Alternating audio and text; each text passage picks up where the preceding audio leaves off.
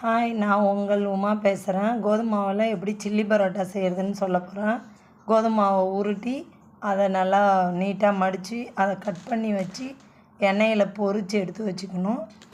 எண்ணெயில் பொரித்து எடுத்து வச்சதை பாதியை மட்டும் கட் பண்ணி கையால் உடச்சி வச்சுக்கணும். அப்புறம் வெங்காயத்தை ரொம்ப பொடியாக அரிஞ்சு வச்சுக்கணும். ஒரு 3 வெங்காயம், பெரிய வெங்காயத்தை அரிஞ்சு வச்சு வானலில் எண்ணெய் ஊற்றி வெங்காயத்தை வதக்கணும். அதில் இஞ்சி பூண்டு பேஸ்ட்டை போட்டு வதக்கிக்கணும். அதுக்கப்புறமா தக்காளியை போட்டு வதக்கணும்.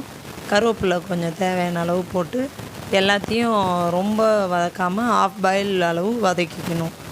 வதக்கன்னு கூட தனியாத்தூளும் கரம் மசாலா தூள், தனி மிளகாய் தூளை போட்டு வதக்கிட்டு அதில் அது கூட அந்த வறுத்து வச்சிருந்த சில்லி பரோட்டாவை போட்டு நல்லா வதக்கி மூடி வச்சா chilli parotta ready. Super. Subscribe பண்ணுங்கள்.